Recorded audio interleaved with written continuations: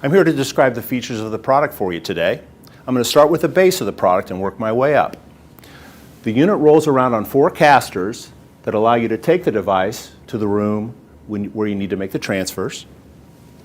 The back casters lock by pressing the red tab on the back of the caster. The only reason you would need to lock the casters if you are lifting a patient from the ground or if you're lifting from an uneven surface. Otherwise, the casters stay unlocked the entire time. The base opens and closes with a foot pedal. You push one direction to open the base, and you push the other direction to close it. The device can be operated safely with the base opened or closed. The ProTech 500 and 600 pound patient lifts are electronically controlled devices. There's a battery located at the back of the device and a hand control that raise and lower the device. The up button raises the lift and the down button lowers the lift. There's an auxiliary set of buttons on the back of the device to raise and lower the lift as well in case the hand control gets damaged. You can push the up button to raise the device on the control box and the down button to lower it. The device also has an emergency stop button that when that's pushed, the lift will not work at all. Turn it again, it pops up and the lift is ready to function. As you can see when the device is going up and down, it's going up and down with this electronic actuator that's raising and lowering the device when you push the up and down button. If the device was to completely fail and run out of power, you can always lower the device by pulling down on the red handle and turning it to manually lower the patient. At the very end of the boom is the spreader bar. The spreader bar is where we're going to connect the slings to the device when we transfer the patient. The majority of our business in, we'd call it a hammock sling or a full body sling. It's available in mesh material like shown here. It's available in solid material. And it's also available with a commode opening.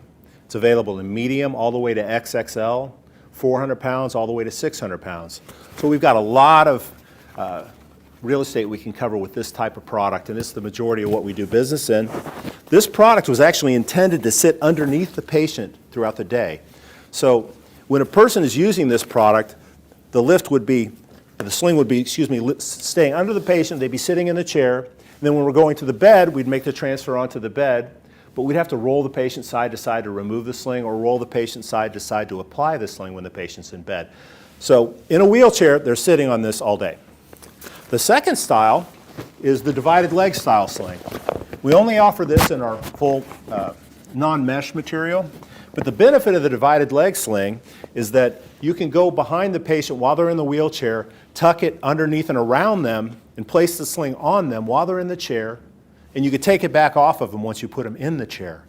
So that's the benefits of the divided leg sling, and that's your standard full body slings. Now let's see how we actually connect these slings to the lift. Now, it's time for us to bring the lift up to the patient, open up the base, approach the patient with the spreader bar. Now we're going to connect the loops to the hooks. We got a set of hooks for the head, we got a set of hooks for the midsection, and we have a set of hooks for the legs. And then we do the same on the other side. Now you may be asking yourself, what are all these loops for? And why are there so many of them? What they're for is they're for two things. The loops can either control the range, how high you want to raise the patient, or the positioning. Do I want the patient sitting up, or do I want the patient lying back? Generally, the shorter the strap connectors are in the front, the longer in the back is going to lay the person back. The shorter in the front, the shorter in the back and the longer in the front are going to sit the patient up. So that's your general approach to how you control the positioning of the patient. So we got everything hooked up just for the demonstration purposes on the longest strap.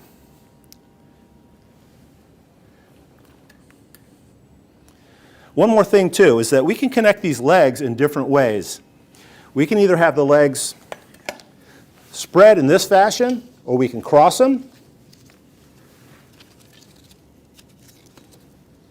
like this.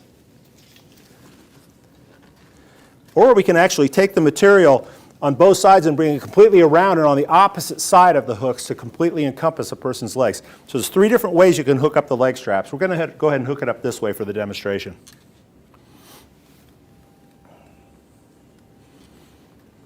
When we're raising a patient, we always want to make sure that those hooks are connected, keep our eye on everything to make sure it's safe. You can see we're gently raising the patient out of the chair.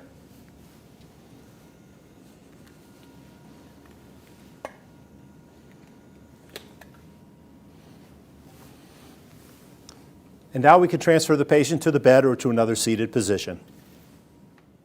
So now let's connect the full body mesh sling while the patient's in bed to the lift.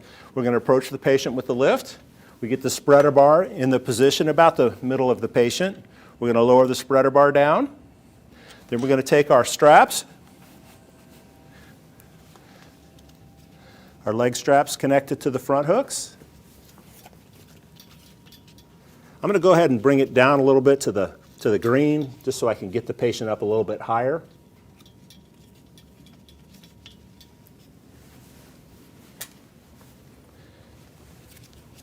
I'll bring this a little bit closer.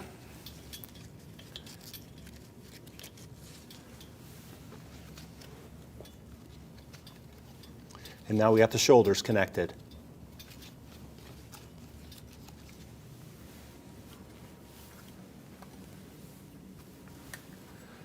So now we just take the remote, gently raise the patient out of the bed.